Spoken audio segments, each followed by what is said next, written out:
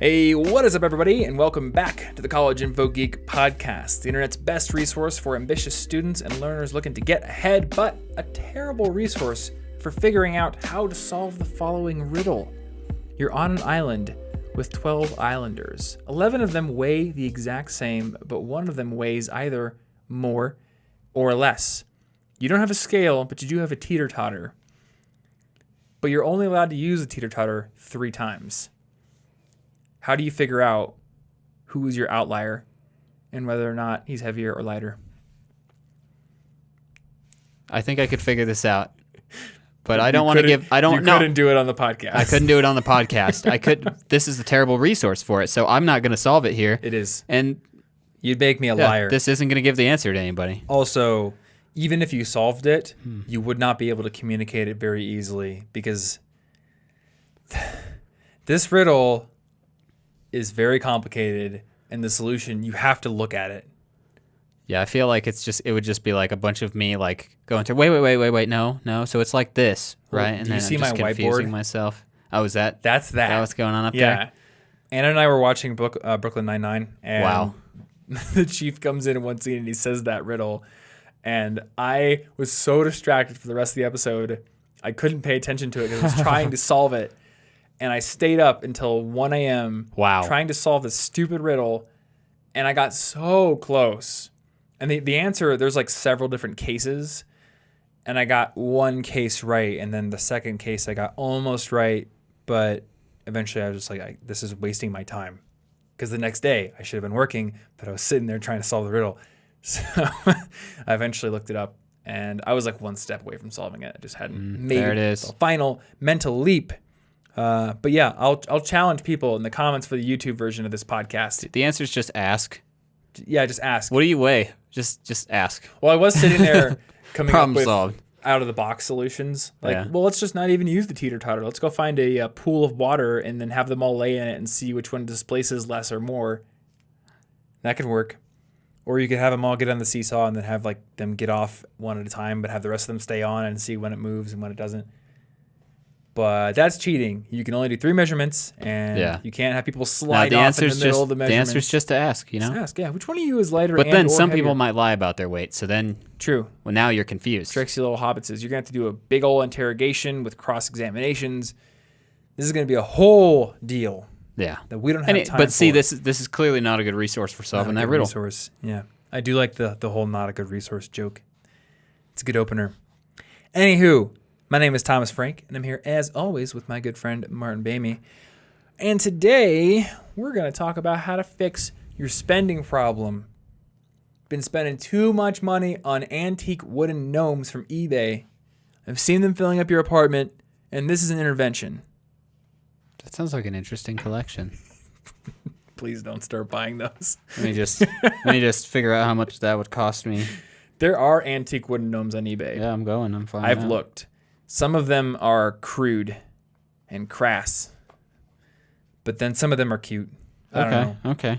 Are you actually looking this up right now? I am. I am doing that. Why do you want to buy antique gnomes? I just want to see what it costs. What if it's a good hobby? It could be a good hobby potentially. I don't know. What if Antique you could just whittle your own? That's a wooden better. gnome. That's a better hobby. Yeah.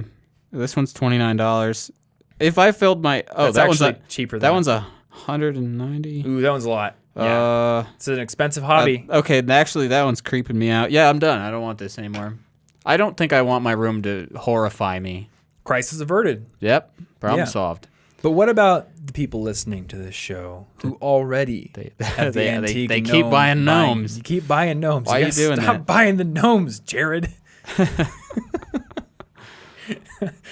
I wanted to talk about how to curb a spending problem if you feel like you spend too much money.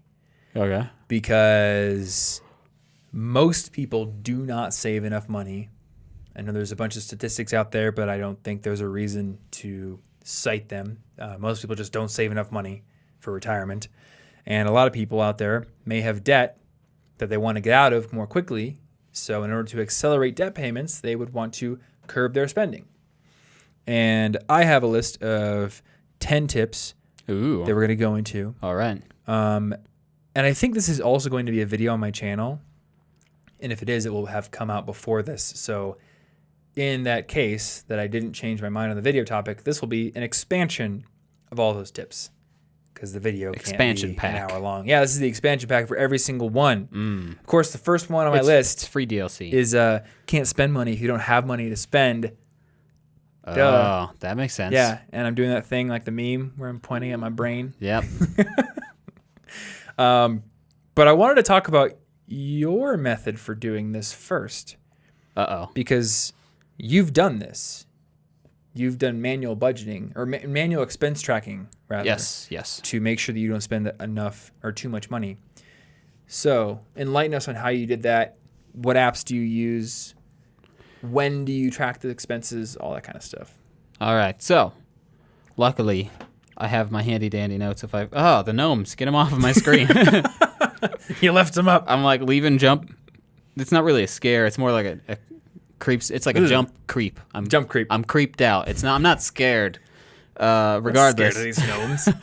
I could take them. Yes, I am. So anyway, yeah, I like to budget very specifically every once in a while. I don't all the time. Sometimes I quit for a while.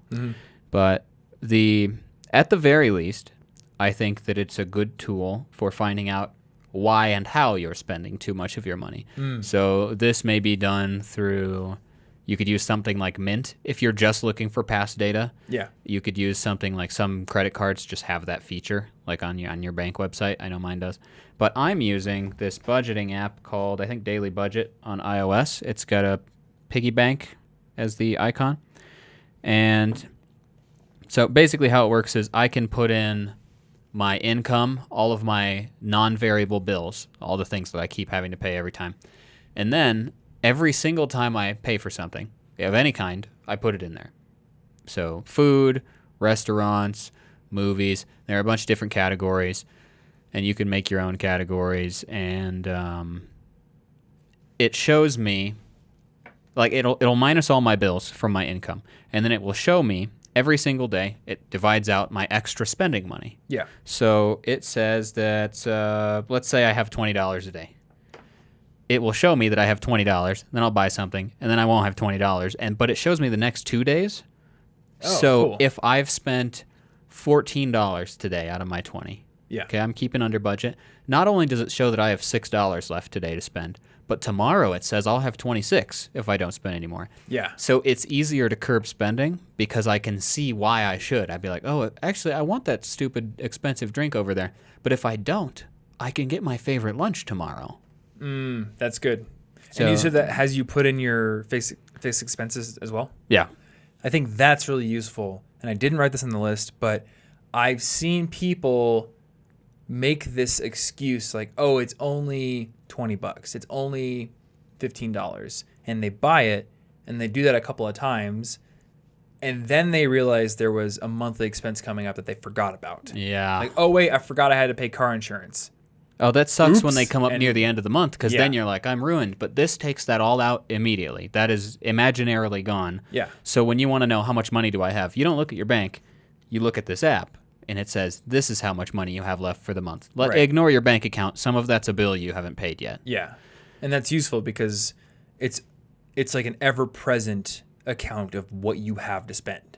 Yeah. Not And just it's some it's vague immediate. thing in your head. Like, I So- think I've got money for that. Things like Mint aren't immediate. It takes a few days for card purchases to go through. That's true. So yeah. unless you plan on doing nothing but cash for every single thing, which you may not even be able to do since some bills may want you to pay through some other method, your Mint will give you the data later. So if you want to actively be budgeting, something like this works well. I actually get alerts from my bank when a certain amount when money comes away from my credit card that didn't involve the card being there.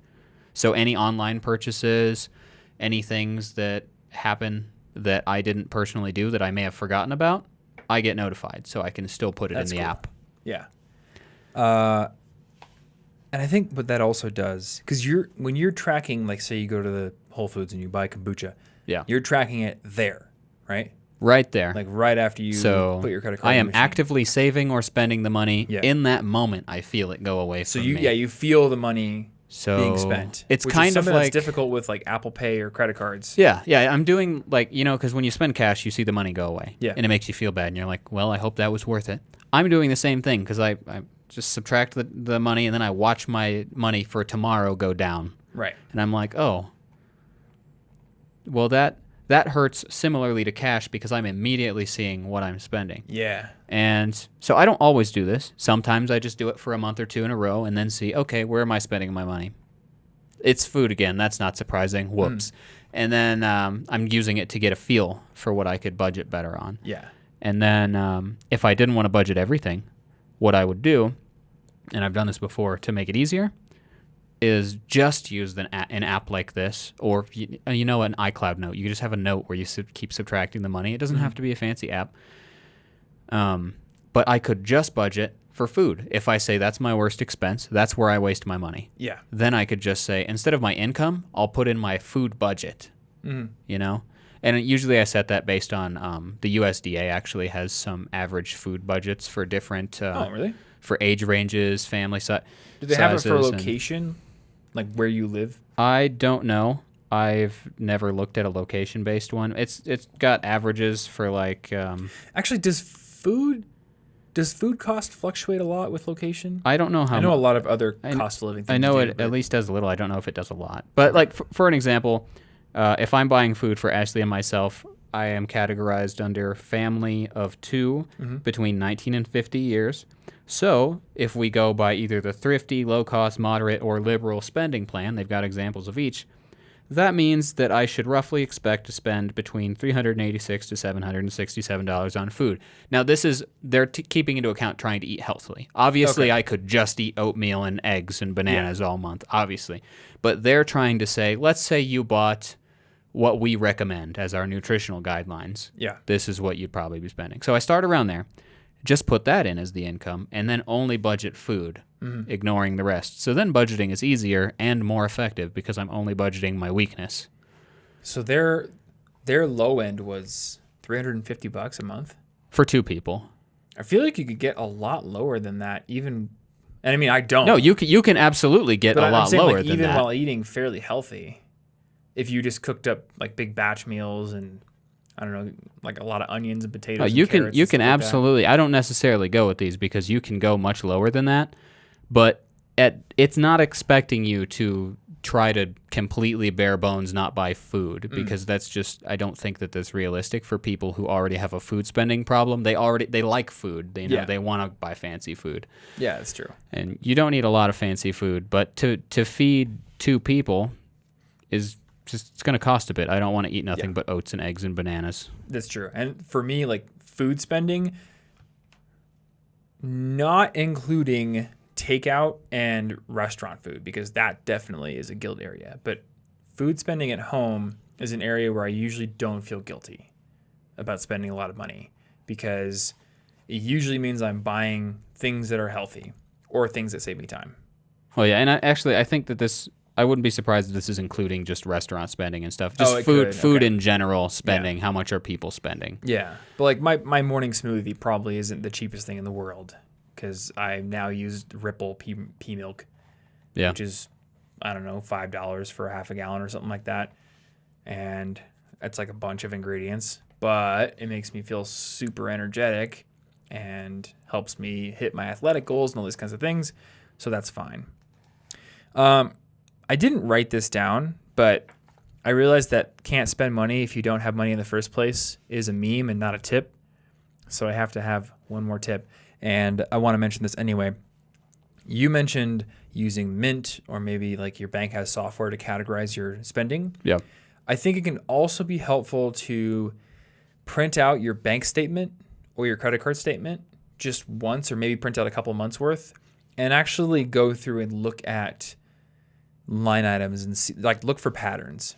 Yeah. Because, and maybe Mint does this perfectly, but sometimes it'll say, oh, grocery, but it was Starbucks at the grocery store. So it's not actually grocery, it's your coffee habit. And the software doesn't know that. And if you just log in and you see, oh, $300 spent on grocery, that looks fine. Then you're not going to, your brain's not going to raise the alarm. Yeah, 200 of that is actually coffee. Exactly. You have a problem. Yeah. And if you go in and you were like, oh, you know what? I know what it means when it says $8.93. That means I went to the Target Starbucks and I bought a latte and a bacon sandwich. maybe I shouldn't do that so much because there's a lot of $8.93 line items here on this bank statement. So I've had several times where I've done that for myself, and I've had a couple of times where I've done it for Anna. We've just printed out a bank statement, gone through it, and using like the Apple Pencil if we do it on the iPad, or just a highlighter if you print it out, you can highlight things in different colors. Like, this is a problem spending item. Keep this in mind going forward. Yeah, and that's why I like doing the immediate budget thing, because I feel it every single time I lose the money, so it's more clear where it's going. And all this to say, whether you use an app or whatever, the point is that I'm using this to find out and be aware of which of my habits are spending too much money. Yeah. And then if you want to break them, you can break them with any sort of habit things, but I like to break them with like a 2-week or a 30-day challenge of some kind. Like, I used to be spending way too much on desserts. I get addicted to sugar. That's one of my weaknesses. I quit it for a while, but then for like 30 seconds. But then I get stressed, and then I need vegan cheesecake. And then, but if I set up a simple system, like I can only buy and or have dessert after 8 p.m. for 2 weeks. Well, if I don't already have it in the house, I rarely care enough to go out after 8 p.m. to get it. So I haven't said I can't have it, which is hard. It's hard to tell me I can't have it. I'll come up with an excuse like a holiday or something. Mm-hmm. But I've also done only have dessert on Saturday. Or something. Just a system where it's like, see, you've already got the exceptions built in, huh? You don't need to build excuses. The exceptions are already in there. So when you go out with friends, just make sure it's past this time. Yeah. Ooh, I want to share something with you. So, and this may be helpful for the sugar thing. I started using this new habit tracker called Strides. Yeah. And I really like it across the board. But the thing I like best about it, I think, is you can track a goal and have it report an average to you instead of a streak or just like a habit thing that's done every single day. That's so interesting. For mine, I have journal as an average because I don't journal every single day. There are just some days where I'm like, I don't want to journal today. I don't feel like there was anything that I needed to write, but I want to do it on average 3 times a week. So, and I don't have enough data in here because I just started using it, but when I start putting in data, it's just going to give me an average, and it should be here at this 3 mark, but it's going to report where instead of just being like, you failed. That's cool. So I think maybe for somebody who, you like sugar and you're not trying to cut out desserts entirely, but you just want to make sure you're fewer. Acting in moderation, you could use an app like this to just mark it off. Okay, I had a cookie tonight. Had sugar. Boom. Or you could use it for Starbucks or alcohol or anything. Yeah. And then I could say, like, you have had sugar on average 2 times this week. Is that acceptable? Maybe. No, that's cool because very few habit system apps have a feature where it's not explicitly set on dates or every day or something. I haven't seen any. Well, Momentum has a setting where you can have some things be a certain amount of times per week. I've seen that, but I've never seen one that does. Yeah, I've never seen one that just shows you an average, and that I like that because. And we're gonna do a whole episode on Atomic Habits, James Clear's new book. Yeah. But he was talking about how your habits and the choices you make every single day are like votes that determine your identity.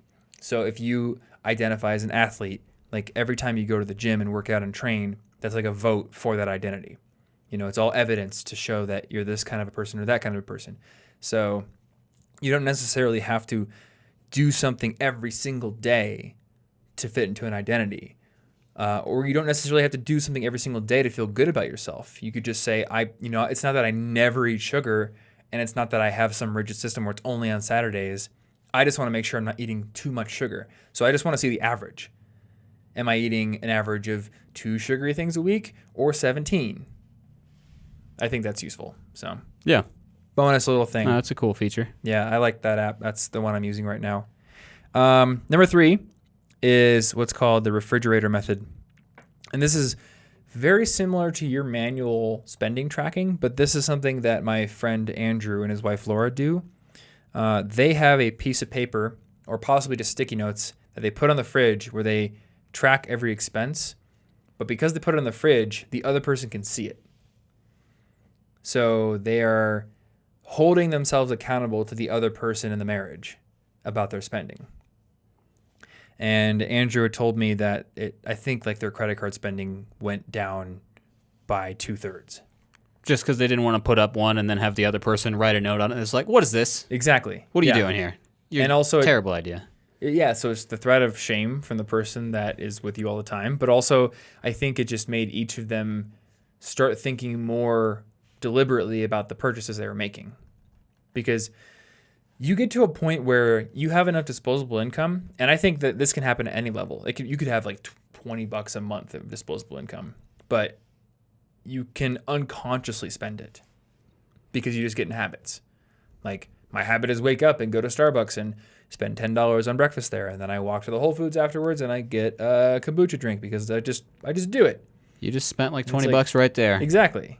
Well, it's actually $14 and that actually Yeah. what it is. But, Yeah, it would be more like that. You could change your habits. You could get up and you could make coffee at home and make an egg sandwich. You could cut the hole out of the bread with the can and then put the bread in the pan and dump the egg in the hole. Oh, yeah, those are cool. I forgot what that's called. I don't know. It's called tasty. Cool. But yeah, a lot of this is about like being aware of what you're spending and when you're spending it. Because credit cards and debit cards and online spending, you don't feel it unless you specifically like write down somewhere or have to say, look at the receipt. Oh, I lost that. How much do I have now? Oh, look, that number changed. Weird. Yeah. And then sometimes you log into your credit card dashboard and you're like, I spent that much? What? Yeah. And sometimes it can surprise you because maybe you put car insurance on your credit card and some other things, and they only come around once every 6 months. But like they came around this month, and you didn't think to compensate by spending less. Throughout the months. It's like, bam, you spent a bunch. I've had times like that. So the fridge method can be something that would be useful if you lived with roommates who wanted to keep you accountable, or if you had a significant other who is like on board with your financial plans. I wanted to talk about how to curb impulse spending.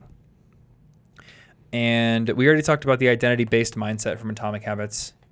I will reiterate that one more time, though. And let's reverse it. So we talked about how your habits sort of provide votes for your identity. But he also mentions that if you start from the position of an identity you want to embody, it becomes easier to act consistently along the lines of that identity. So if you identify as a fiscally responsible person, like I identify as having my stuff together, then you're probably not going to make stupid financial decisions. You're not going to go to the gas station and buy 16 Four Locos because that's not what the person you identify would do. Or I identify as an athlete. That means that I go to the gym and train. I don't skip workouts. And I think this is a little bit nuanced, but it's important because a lot of people start from the position of I want to achieve a certain output-based goal, not I want to be the kind of person, I want to be this label maybe, who would do that.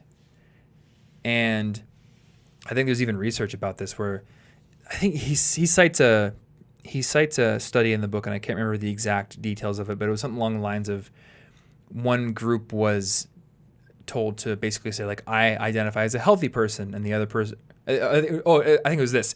It was one group was told to identify as a non-smoker, like, I am a non-smoker, and the other person was just told to identify as somebody who, or not identify, but just say, like, I'm trying to quit smoking. And the people who said I'm a non-smoker had a much easier time resisting smoking because it's not consistent with their identity. So identify as somebody who is not an impulsive spender. Identify as somebody who is fiscally responsible, and you may find yourself making different choices. Rather than just like saying I am not allowed to spend money on food, but then being like, but that's not who I want to be, the kind of person who spends and buys fancy food. That's who I am. And you're like holding yourself in this cage. You're gonna break it at some point when you're frustrated with your limits. And there's something else I want to just briefly mention here, but I think a lot of people believe they're not allowed to assume certain identities. Like, oh, LeBron James is an athlete. I'm not an athlete. Well, do you train for athletics? Have you done a competition? Then you're an athlete. You're just not LeBron James. Choose to believe it. You're not a professional athlete. You may not be an elite level athlete, but you're an athlete. And maybe right now you don't feel like the kind of person who could identify as a fiscally responsible adult who has all their stuff together because you make mistakes sometimes. But you know what? Wear that identity. Who is going to care? And if anybody does take offense to it, does their opinion even matter? Well, just prove them wrong. Yeah, prove them wrong. If you do enough of those habits, that identity becomes you anyway. Exactly, right? So assume the identity, let the habits cast votes to provide evidence for that identity, and then you'll become more confident with wearing it. Now, you probably shouldn't do this with like doctor on certain things. I actually identify as a doctor, so I would like to perform surgery. Yeah, maybe not. I identify as president of the United States. Doesn't mean that I get to sign bills into law. You can sign bills. They won't do nothing. Athlete is not going to harm anybody. Financially responsible adult is not going to harm anybody. Person who cooks. So those are like lifestyles. Lifestyle not specific positions where you need to attain them. Just identify as the kind of person who would behave in the way that you find yourself wanting to behave, and you will find yourself behaving that way more often.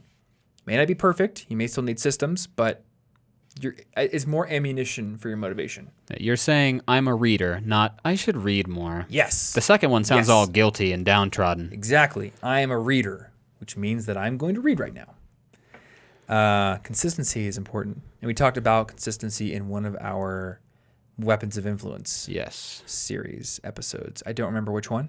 I don't know either. I think we can There are a bunch put of it them in the show notes. It's a good series to listen to. The other thing I had here was, or I guess two little, these are more tactical tips. Have a 30-day list.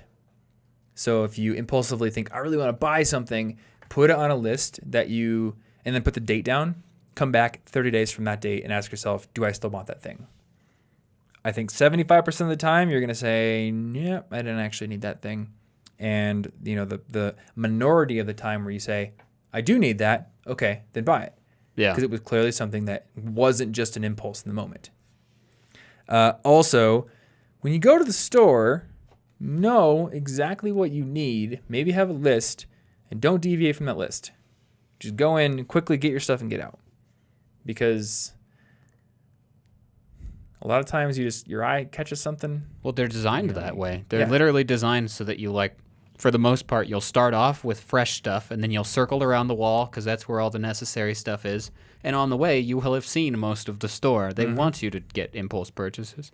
And I love going and just looking at groceries, but that's a separate type of trip. Yeah. You've got the I'm getting these groceries because I need them trip, and the I have some extra money, and I'm going to go to the store and look at fancy ingredients. That's a fun trip now. And that's fine. They shouldn't be the same trip. But that was intentional. Yeah, they shouldn't be the same trip.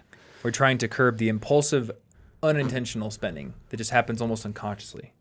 So those can be helpful. This week's episode of our show is brought to you by our friends over at Brilliant. You guessed it. Brilliant is an amazing tool for learning math, science, and computer science incredibly effectively, and they help you learn those subjects very effectively through active learning. Unlike most lecture-style classes where you come in, you sit in a chair, and you passively intake material for a long time before you actually get to sink your teeth into some problems, Brilliant throws you right into those problems. Immediately once you start one of their courses, you're going to find yourself challenged by something that you have to actually sink your teeth into and figure out. Now, they do have an incredibly detailed wiki with all kinds of example problems and detailed explanations for all the concepts they go over. So if you do get stuck, and you probably will get stuck at certain points, which is good, getting stuck is a very integral part of the learning process, you can go into that wiki, do some learning in depth, and then come out with new information which you can solve those problems with. But this active learning approach has a lot of benefits. Number one, it makes you a lot more interested in the material that you're learning, whether it be calculus or probability or gravitational physics or even computational biology, which I didn't even know that was a thing until I started looking at their course catalog. But second of all, this process of actively solving problems and of going through courses that are built upon the principle of active learning makes you a better problem solver overall. Because when you apply yourself to a problem, you're not only learning the specifics of that problem, you're becoming a better problem solver universally, which is going to help you in your career and in school and in your personal projects as well. Now, within Brilliant's catalog of courses, you're going to find tons of different options, but this week I do want to highlight their calculus course because for me, calculus was a very tough subject in high school, and they do a great job of teaching it. So if you also have difficulties with calculus, definitely check out their course on it, and I think it's going to be a big help. If you want to start learning for free today, whether it be that calculus course or anything else in their library, you can go over to brilliant.org/collegeinfogeek. Once again, brilliant.org/collegeinfogeek. And if you were one of the first 83 people to get to that link and sign up, you're also going to get 20% off of your annual premium subscription. I want to give a big thanks to Brilliant for sponsoring this episode and being a huge supporter of College Info Geek in general. And let's get back into it. I also have as a tip here, ask why. Ask yourself, why are you making this purchase? And why are you buying, say, this particular model? Or why are you buying this particular price point? And does that reason actually hold water? I think a lot of people buy things because they're trying to impress other people. Or they're trying to be impressive for a certain small period of time. And like cars. Like some people buy cars because they're trying to look cool. You know, and we did talk about how, like, if you're a 40-year-old guy and you're having a midlife crisis, buying a sports car will solve that for you. It Absolutely. will solve it. Buy yourself a Vet. But if you are not a 42-year-old accountant named Gary who's having some life troubles, existential crises, you probably shouldn't buy a Vet just to impress people. Because unless you're a car enthusiast, like I kind of am, buying a car that's super cool probably won't make you happy on a day-to-day basis. And it turns out that people don't really care if you have a cool car. Yeah, they might like see it and go, "Hey, that's a nice car." Yeah. Yeah, they That's might it. care That's more the whole, if you have that's like, the whole thing. I don't know, a cool propeller hat or something. They're going to comment on that more. I never see propeller hats. Exactly. You should get a propeller hat. It's way cheaper than a Vet. Cool. You could get so many. You could hand them out. Yeah. So ask yourself why. Are you making this purchase to impress somebody? Are you making this purchase because it's going to make you feel good right now? So this is how I think when I think about buying new clothes. Sometimes I got to buy new clothes because I need them. But sometimes it's like, it would be cool to have a new hoodie. It would feel awesome. But then I think about all the clothes that I've owned in the past and all the ones I have right now. Every single item of clothing that I've bought in the past felt cool and new and novel for a little bit. And then eventually it just becomes the same old t-shirt in the drawer and I don't care. And I throw it on. Yeah. And all that novelty and good feeling has gone away. It was fleeting. So is that fleeting novelty worth whatever they want for that jacket at H&M? Probably not. Yeah. So buy clothes because they fit you well, they make you feel good, but not because they're going to make you feel temporarily good because they're like, it's like a high you get from buying something. This works for things that might feel constructive too. If I want to start working out, and I am now identifying as somebody who works out, I'm an athlete now suddenly. I should be doing exercises right now. I have it all planned. It's on my whiteboard. I got to do push-ups and pull-ups and whatnot. But actually, maybe I'm not supposed to be doing push-ups. Maybe I'm supposed to go look at weight machines and consider buying one. Now I've turned it into this really expensive errand. The reason I'm doing this isn't to get stronger. It's because I really don't want to do my I'm just like distracting myself with an errand that feels productive. Yeah. So I'm finding a way to feel good without actually doing what I wanted to feel good about. And I think that's true of a lot of things that feel like investments in yourself. So you got to be careful with them, because I could use a weight machine. But if it's my first day of my new workout plan and I'm already like, well, maybe I can't do it without this $200 giant rack of things, then the reason I'm buying it has nothing to do with the goal. It's just because I'm pushing off the work. I was at the Ninja Gym on Monday, and they had these new grips that they're like handles that hang from things, but they were fat grips, so they're really they're like probably about the diameter of that can you have right there. Okay. But they also spun on the handle. So it was really hard to get the top of your hand on top of the grip because it would just spin down and then you're basically pinching it from below. So it takes a lot of strength to be able to hold on to these things. Huh. And there was a part of me that was like, ooh, I should go buy a pair of those and hang them from my pull-up bar, just like I bought the banana climbing holds and the little red bomb climbing holds. And I was like, you know what? I don't need every piece of training gear at home, especially when I can't even hang from my normal pull-up bar for more than 2 minutes. Yeah. Like, there's training I can do on the equipment I have. Yeah, like you're not there yet. And this Yeah. happens with photography. It happens with everything. It's like you get new equipment and invest in yourself when you reach the point that you can't go further without it. Yeah. Not Yeah. not at the beginning, because you're just trying to feel good without actually doing the work. Exactly. That's a terrible reason to spend money. Was that one of my tips? Oh, that is one of my tips. That's my next one. Nailed it. Well, the next one is don't go all in on new hobbies. Totally nailed it. I haven't seen this list. I'm just a genius. You are a genius.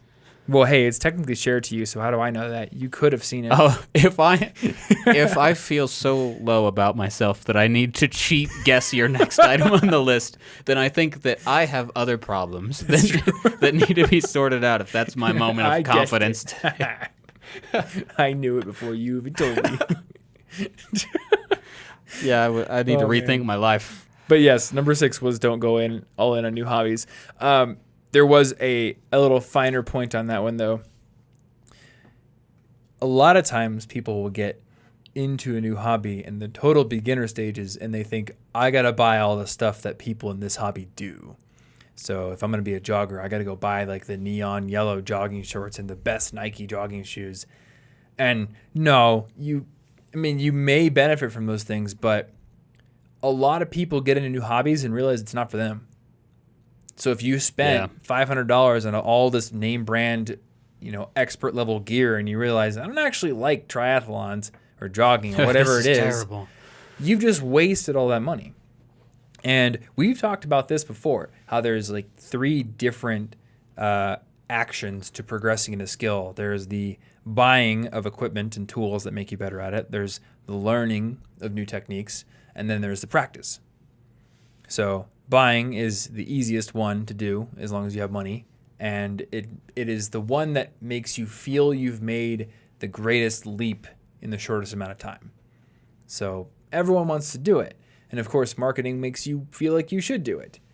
But if it's your first day rock climbing, maybe you shouldn't go out and buy like $200 worth of shoes and harness and chalk and Ooh. carabiners and everything. Especially something like that, because what maybe if you don't like it? So I broke my finger mountain biking. What if Yeah. I had purchased a mountain bike and like a fancy true. helmet and a bunch, and I was like, this is gonna be so great, and then I break my finger, and now I got to spend all the money on medical bills. Yeah. Whoops! Especially something that might be dangerous. Don't invest in stuff that isn't safety related early. Invest in safety. That's a good idea. Definitely invest in safety. But I mean, like, But the in extra our stuff, case, it's like, we did it right because you rented a mountain bike. yeah, I rented it.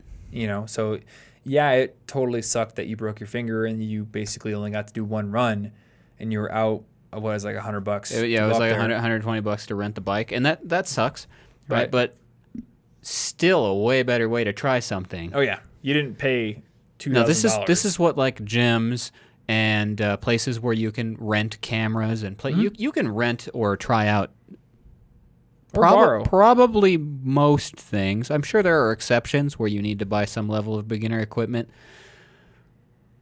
But I'm imagining that most hobbies that I'm running through in my mind or goals are things that you could potentially try out without investing a lot. Yeah, or spending a small amount of money. Yeah. Or spending like beginner stuff. And a lot of times, for many hobbies, there are classes where equipment is provided. Yeah. So I don't think your photography classes did that, but there are definitely other classes. If you join a basketball league, there's probably going to be a basketball at the gym. Yeah. Probably. Bring your own ball, and it better be $100 ball. I brought my own. This one's better. Yeah.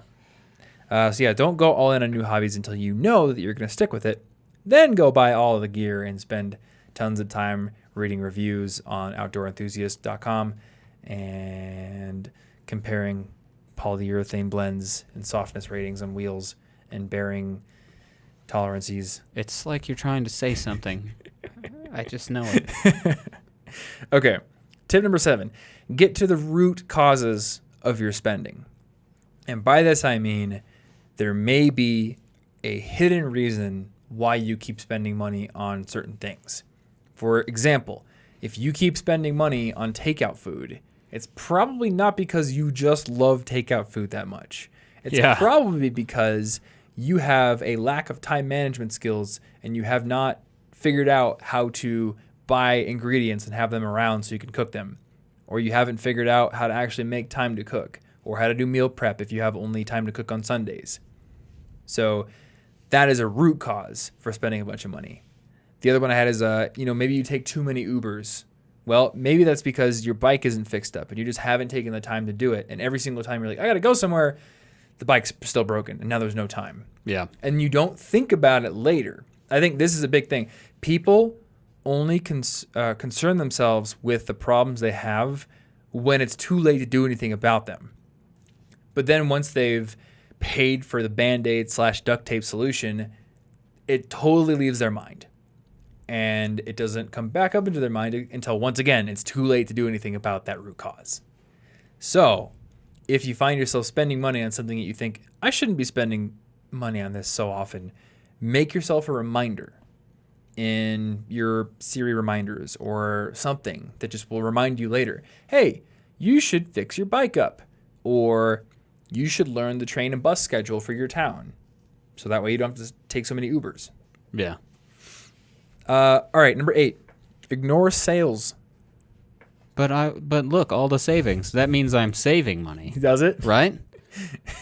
I wanted a giant Reptar doll. Yes, I do, actually. Well, yeah. I'll look that up on you eBay actually later. want to buy that. But look, if there's a bunch of gnomes on sale and you didn't intend to buy gnomes before you saw the sale and then you buy them because of the sale, you just spent money that you didn't intend to spend. Unless I'm replacing something else I was going to buy with the gnomes now. Although with Wait, gnomes, what? this example is dumb. But okay, so What's the substitute for gnomes? I didn't Garden fairies? I don't know. I should have swapped. That metaphor doesn't work anymore. So the only time a sale maybe should change my purchases is if I was gonna buy tofu for dinner, but actually this pasta's on sale. Oh, okay. I can swap the one. Then That I makes am sense. then I am saving money. But That makes total sense. But in most cases, it's just like the sale should be an accident that you come across and go, nice, I'm saving money. Yeah, usually sales are made to make you spend more money. Yeah. So if you have something you want to buy and it's really expensive and you're patient, then sales can be great because you can wait for a sale to come around and then jump on it. And in that case, like the company putting on the sale, that's not what they want because they would have rather you bought it. You were a pretty hot lead already because you wanted it. The sales are for cold leads. We're just like, oh, I'm not going to buy that. Ooh, wait, it's on sale? It's 10% off? Oh my gosh. And they buy it. Yeah, this is that one secret that companies don't want you to know. Don't want you to know. Yeah, exactly. We're a pop-up ad now. So, only use sales for things that you already intended to buy. Maybe something that was on your 30-day list. But if you see something on sale and you had no intention, then stop yourself because you weren't going to buy that in the first place. Yeah. Number 9, subscriptions. What subscriptions are you actually using? I think that's one that's really useful to go through your bank statement for. In fact, Because a lot of times you may not even realize you're still paying for something that you just don't log into anymore. dude, you know what's really funny? What? I put this on the list, and 2 weeks ago I talked about how I'm going back to Evernote. Yeah? I forgot to unsubscribe to Bear. Exactly that. And you know what? I think like Bear is a yearly subscription. Those are the ones that really get you because you paid for it like 200 days ago or something. So Yeah. you don't know it's coming back So up. you don't think about it. You got to Yeah. set a reminder for that stuff or unsubscribe And I usually early. do. I usually have like Bear renewing and I have it on my calendar. So anytime I subscribe to something that's a year-long thing, I put it on my calendar. So I need to unsubscribe from Bear. Luckily, it's not going to charge me for probably another year because it was really recent that I actually paid for it. But yeah, there is also an app called Trim, and I think you can go to asktrim.com to find that, and it will basically just give you like a rolling report of what you're subscribed to.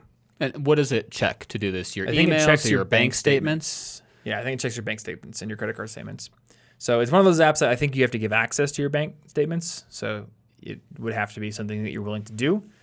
It'd be cool if you But could if just you, I mean, if you upload use them. Mint, maybe you can do that It'd too. be cool if you could, because you can export from your bank sometimes, like a CSV. You It'd be could cool if you potentially do that, though. In my mind, that almost defeats the purpose because yeah, I think the purpose that's is like true. some people forget that they're using something, so you just want to have this like automated monitor in the background that reminds you. Now that's a cool idea because it wasn't until, and with this, like I had to go through my statement and look at what are all my subscriptions, because honestly I couldn't name them all off the top of my head. I'm not sure. I've had lots of subscriptions in the past that I've canceled or kept, and going through and writing them down and then being like, oh, this is how much they add up to. So, I only got Netflix originally because I wanted to watch House of Cards. I never actually watched all of it, and yet I still have Netflix. This is what Netflix wants, but it would be easy for me to forget that I've been paying for it for that long. That's true. Since I never actually did the thing I wanted to do with it. Perfect business model for Netflix would have everyone in the world subscribe to it, but no one watched. Anything. Well, that's why they want us all on the menus, because we're not using their bandwidth if we're just scrolling through the menu being confused. Yeah, exactly. And you know what? At one point, I had HBO, and I had finished watching the current season of Game of Thrones. But then my brother was like, "Hey, can I watch Game of Thrones?" And I was like, "Sure." That's how they get you. And he didn't watch it for 3 months, so I just paid for 3 extra months of HBO Go, with nobody watching anything on it. Yeah, you could have canceled that and then resubbed when you wanted So it. that's what I did. I canceled it and I said, "Hey, I'll pay for it again if you want to watch Game of Thrones. That's fine, but you got to tell me you're going to watch it, and then I'm going to give you a month to watch it." Yeah. That's it. So just keep tabs on your subscriptions and cancel the ones that you're not using, or ask yourself, is this actually valuable to me? Yeah. You know, maybe you have Netflix and Hulu and you've been really into Netflix. Some shows on Netflix, like, do you need Hulu? Maybe cancel it and then get it the next month if you really want to watch a show there. Yeah. I think a lot of subscriptions are options. They're not actually providing you a service that you're using. They're providing you an option. Like, I have Netflix and Hulu, so I have the option of watching anything on any of them. But well, that's how they get you, because people don't like to give up freedom. Exactly. If I now have the freedom to watch everything, even if I'm never going to use it, it feels bad to lose the freedom. And really, the whole thing for most subscriptions is that they don't want you to think about it at all. So going through and listing them out and thinking about them is the kryptonite to accidentally spending all that money. Yeah. There's a reason they just charge your credit card instead of sending you an email saying, please pay again. Exactly, yeah. So just make sure you're using them. All right. Expensive friends is my last one here. If you have friends who are constantly phoning you up and being like, "Oh my God, Stacy, let's get some brunch." It's a good brunch. Mimosas. I don't know. I'm down. Is that how people talk? I think that's just like me. Is that? It's exactly. I imagine that Ashley sounded just like me. Asks you that on a Sunday morning. Oh yes. God, Martin. Well, yes, because watercourse is great, but I digress. That's not the point here. Number one, you can suggest less expensive things to do. If your friends are constantly saying, "Dude, let's go out, let's go to Topgolf, or let's go get brunch or get drinks," why not suggest coming on over and playing Smash Brothers instead, and or going hiking or something? Like, there's a lot of fun things that are free, and like we talked about last week, it's all just about challenging the expectations people have and asking, like, what's the reason we're doing this particular set of things? It's probably because everyone's settled into a groove, and that's what immediately pops into one of their heads when it comes to the idea of what's fun to go do with friends. They just wanted to hang out, but then they jumped to this. Exactly. Yeah. It's, you just get used to it. We go out. That's what we do. Do you have to? No. There's a brand new Mario Party game out. Yeah. Actually, multiplayer games are a great investment if you keep, like, Smash Bros. Or Mario Party or Jack in the Box games. Yeah. Those are great investments for how much you could avoid going out and doing something expensive while still hanging out with friends. Yeah, dude. Jack in the Box was, what, $20? And we've gotten a lot of value out of that. Is it Jack in the Box or Jackbox? I confused myself. I think it's Jackbox. I think it is Jackbox. I think I was wrong. I think I was wrong. Yeah. The first time. Well, there was You Don't Know Jack. And the record has been Jackbox corrected. Games. Yeah. It's the Jackbox Party Pack. He's like, he does Volume like 4, or maybe there's a 5 now, which I got to go buy that if it exists. But you know what? That's okay, because that's an intentional purchase. It's going to pay off in the long run, unlike going out to a club and buying expensive drinks. It pays for itself in like 2 going to a club and buying expensive drinks. Like, it's or done. Possibly 1. Yeah. Dude, clubs are, the drinks are expensive. Drinks are absurdly like $10 expensive. or more for a crappy Yeah, if you drink. stay home just once to play Jackbox games, you've now paid for it. Boom. Yeah. You could even buy your own A few drinks. times, you've paid for the console that you're playing it on. Just or a, you just could a few make times. fancy apple cinnamon cider in your crock pot. Yeah. It's pretty cheap. Also, just opt out more often. You don't have to go out every single time your friends invite you. And you know what? You could also be honest about the problem. Just be like, hey, I don't want to spend that much money. I have financial goals, and going out would mean I'd be spending more than I intend to. You don't even have to say, I'm poor. You just say, I have financial goals. I'm trying to pay off my debt. I'm trying to save up for a mountain bike so I can go break my other finger. And well, you got to break them somehow. I can't go to the club tonight. Okay? Well, that's better because you're framing it as a positive goal rather than like, I'm broke. It's all like deprecating. Yeah, it's true. You know, but if you're like, I'm actually trying to be more responsible. Now it seems like you're growing, and that's an identity thing. Yeah, it's Instead an identity of identifying thing. as poor person, you're identifying as person with financial goals. Identifying with positive things is gonna make you feel better than negative things. You got to identify as somebody who's on the up and up. That's it. Instead of as somebody who's in a crappy situation and stuck there. Yeah. Don't identify as stuck. And now I have had trouble in the past saying no to events. Mm-hmm. So a good way to get around feeling bad about that would be to be like, actually, I can't do that. But what are you doing next Wednesday? Actually, I want to do, now insert your own activity that you can totally do. Yeah. So that way you're still saying, hey, I do want to hang out and I appreciate it if that's only the gesture you were trying to send to me. Yeah. So. Well, I mean, a lot of times when I invite someone to do something, I just want to hang out with them. Yeah, and so you're saying I'm not rejecting hanging out. Let's do this instead. Exactly. They could be like, oh, I don't want to do that. That's fine. And then if you say, let's do this next time, they still have the option to do what they wanted that night. You're not saying, no, come do my plans instead. You just make different plans at the same time. Mm-hmm. Yeah, so be honest, identify as something positive, but also, again, suggest other things. And be imaginative. Like, we're having a murder mystery party, apparently, this weekend. Yeah, I would have never thought of doing that. I'm going to dress up as a plant. I can't wait to see that. I'm just going to be as shifty as possible. I don't even care if I'm like the person who got murdered. I'm going to be real shifty and real suspicious. Well, there's a reason he was murdered. It's because he was into some sketchy areas. That's true, yeah. It's not a mystery. We know shouldn't why. have been in that part of town. It was pretty obvious he was going to get murdered. Anyway, so that is 10 things you can do to curb your spending problem. And I'm going to run through them really quickly as a recap. Do manual spending tracking like you do, and you use Daily Budget. Yep. It's the app you use. Try using the fridge method potentially, where you do manual expense tracking, but you do it with your partner in a public place in the house. You could do the thing that I suggested, where you print out a bank statement and go on line by line, so you're not just relying on the broad categories that a software like Mint provides, but you're actually seeing line by line. You kind of know, like, oh, that's what I spent at that store, and if it's a pattern. Curb your impulse spending through using 30-day lists, but also knowing what you need when you go to the store and identifying as somebody with responsible financial goals. So you make choices that are aligned with your identity. Ask why you're making purchases. Am I buying this to keep up with the Joneses, to impress people, or to satisfy a very temporary craving for novelty or something new that's going to go away?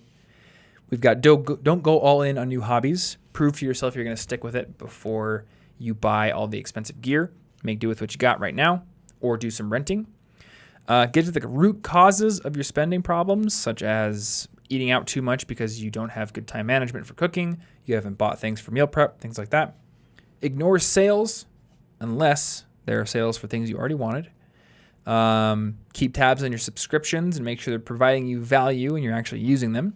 And finally, if you have expensive friends, opt out more often or suggest different things to do that are less expensive and probably more fun. Yeah. Just, if you want to invite your friends over to listen to the College Info Geek podcast, that's a fun friend activity. True, yeah. It's Listening such a good party. thing to do. Everybody does it. Yeah. I can think of at least 0 people who do that. Yeah. At least, though. It's at least. That means there could be more. That's true. Email us if you've had a College Info Geek listening party in your living room. Yeah, I want to hear about it. Because I want to hear about it, and I also am concerned. But I have concerns. But what were the reasons behind it? I'm curious. There may be some more fun activities you could invite your friends over to do. Maybe that's why they're not coming over so often. All they want to do is listen to that self-improvement podcast, and every time there's a new tip, they're just like, they pause it like, all right, make sure you write this one down. I don't want to go over to Stacy's house anymore. I miss brunch. Anyway. Yeah, that would be. Yeah, I want to know if you do that. Yeah. Let us know in the comments or tweet us or Instagram us or whatever if you do that. I don't think we're going to get any comments. We'll see. Anyway, this has been episode 235 of the College Info Geek podcast. So point your phone or browser over to cigpodcast.com/235 if you want these show notes. We'll have links to the app Martin uses and Trim and some other things. So check those out if you're curious. You can also find our favorite resources, including our essential books list for students, our college packing guide, and our list of cool apps and tools and gear for improving your life as a student. And I always feel ironic when I talk about things that people can go buy on financial episodes. But you know what? Buying things sometimes is useful. Yeah. So people do it. Yeah. Plus, if I was like a professional podcaster who did episodes on money and then said never spend money ever on anything ever, I think I'd be out of a job pretty quick. Well, it's not fun to not spend money on anything ever. That's true. Yeah. And I spend a fair amount of money, but I like to think that I spend it deliberately and I get things of value out of it. And I can't think of the last time I felt guilty for buying a book. Pretty much never. I feel guilty for buying chocolate and sometimes for buying video the Icelandic games. Dark chocolate. That stuff's pretty good. I'm actually digging the Whole Foods dark almond chocolate. Okay. That's my favorite one. If I buy the milk chocolate, I will eat it in one sitting. But if I buy the dark almond chocolate, it's good, but I don't eat the whole thing. Yeah. I'll just have like 2 squares and I'm good. Anywho, this is not a paid endorsement for Whole Foods dark chocolate, though if Whole Foods wants to sponsor for their dark chocolate, that would save me some money. I use that. That would save. Yeah, and they could send us a bunch. Come on, Jeff. You know you want the College Info Geek podcast to sponsor your chocolate. I think Jeff Bezos listens to this show. I hope so. Anyway, so Jeff, check out collegeinfogeek.com/resources if you want to know what to fill your college dorm with, because I'm sure you live in one. Yep. Last but not least, if you want to subscribe to this show, you can do that. I think CIGpodcast.com has instructions for how to subscribe to the show on Apple Podcasts or Google Podcasts if you have an Android phone or any other podcast app that you use. That way you can get new episodes delivered to your device every single Monday when we publish them. And that's it. So thank you so much for listening. Share this show with a friend if you found it helpful and you enjoy it and want to see it grow. And we will see you in next week's episode. Stay cute.